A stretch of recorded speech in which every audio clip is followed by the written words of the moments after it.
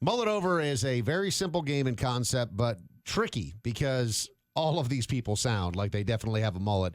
Your job is to figure out which one actually does. And we're all in this together, right? With the exception of me because I know the correct answer. So Mahoney, you and Audrey, everyone listening along today, if you want to make a guess, 833-YO-DUMMY on social media at Dave Mahoney. Everyone in the Twitch chat, twitch.tv/Dave Mahoney.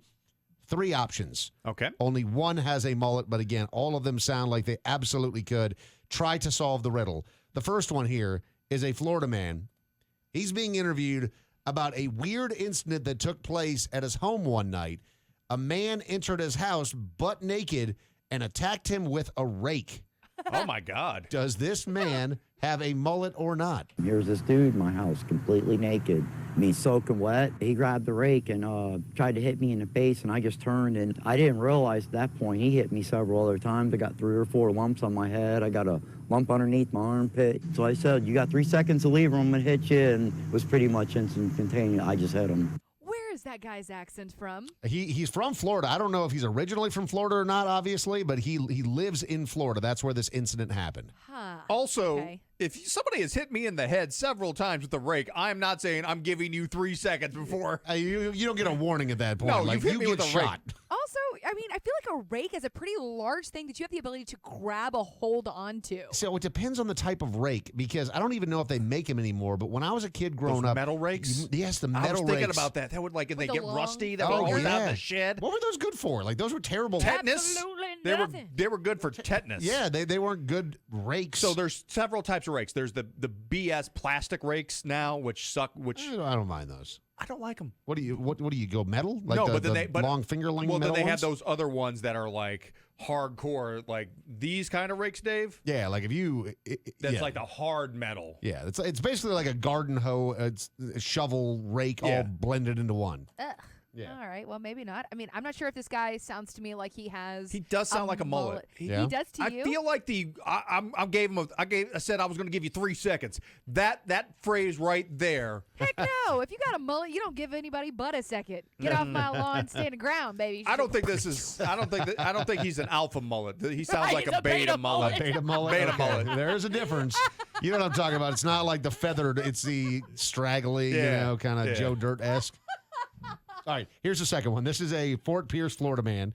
Says people who left the hog skin draped over his mailbox were redneck punks. All right, so Okay. somebody left a hog skin draped over his mailbox, and he's not too pleased about it. Stephen Nelson got a surprise like no other, not in, but on his mailbox Saturday morning. Someone draped the skin of a hog over it and left the head nearby on Nelson's Port St. Lucie lawn. Got some neighbors up around the corner. They're a bunch of redneck punks. Yeah, just a bunch of punks. A punky prank. I mean, that's not really like a punky prank. Like somebody draped a hog skin and then left its head nearby. Like that's some Godfather I stuff. feel like You did if you something, have sir. a mullet and you call somebody a redneck, it's like a slur. That's like Spider-Man meme. Yeah. So I don't feel like this man is got a mullet. He feels Italian to me, doesn't he? Doesn't he sound kind of Italian? Can you give us his voice one more time? Sure, yeah. On. Got some neighbors up around the corner. They're a bunch of redneck punks. Yeah, just a bunch of punks. A punky prank. No, he just says his New his tongue's Yorkish, too New big for East his Coast, mouth. East Coastish. Yeah, like He's got a lisp kind of. Florida Tony Soprano. Neighbors up around the corner. They're a bunch of redneck punks. Yeah, just a bunch of punks. I am Excuse me, envisioning him in a Florida Big Pussy is what it is. Oh, Yeah, there you go. Yeah, that's more accurate.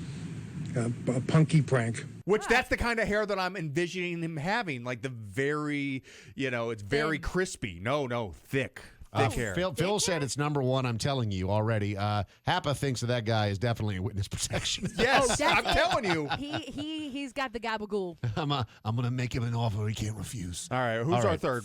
Third and final one here, and just to give you an idea of like what kind of quality individual this is. This dude's name is not Kevin Ford; it's Kevy Ford, unless Kevy. this is a mistype. A dude named Kevy Ford is explaining the stolen RV police chase that he witnessed to a news reporter. A side note that you should be aware of: the dog is okay from this story. Kaboom! And it was just, whoa. what the heck? Kevy Ford lives nearby and came running out to witness the suspect's arrest. And then I saw her like hit the tree, and then like half the RV got ripped off, and I was like, oh, no way. That's when animal lovers' hearts sank as the dog could be seen hanging out of the windshield. And then I see this happen, and I was like, oh no, man, not the dog. She like goes to try to hop up on it, and then by that time the CHP officer dude just goes up, bam, kabam, kabams her right down there to the ground. Kabams it right down there. I remember this. It was, I believe, in L.A. where that happened, where there was that RV that was running through the neighborhood. And it blew up. And it, it like crashed.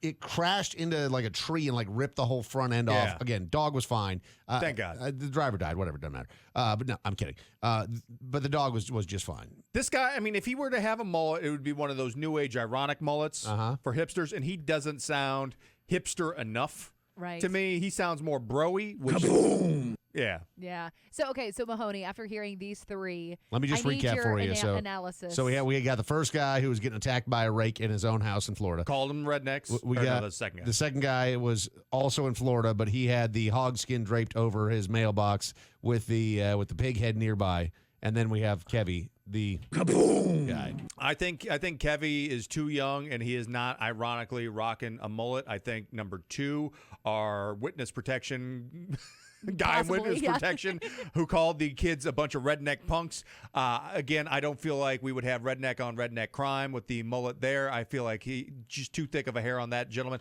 If I'm sticking with my initial gut instinct that number one, the warning the guy, if you hit me, if you got 3 more seconds after I just got hit with a rake 4 times to get out of my house, I feel like that is a beta mullet, and that's what I'm sticking with. Okay, so Bojack said, surfer or not, the third guy has a mullet. You disagree, Audrey. You're saying that number 3 also definitely does not have the mullet? Yes, I agree. Number 3 we can eliminate for sure. You guys are both correct. Kevy does not have a mullet.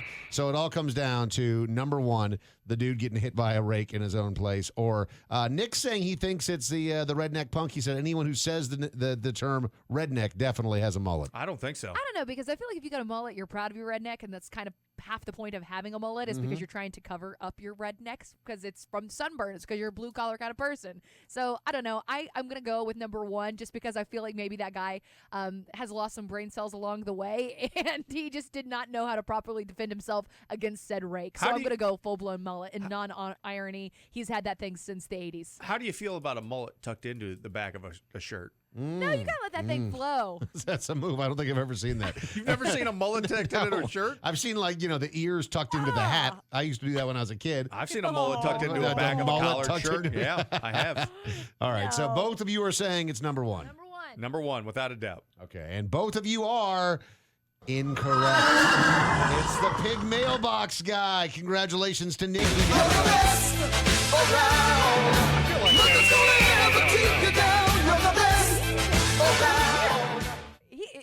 If you have a mullet, you basically are a redneck. Like Got some neighbors up around the corner. They're a bunch of redneck punks. Just a bunch of punks. Is he elitist? Is he an elite mullet wearer? It is a beautiful mullet. A punky prank.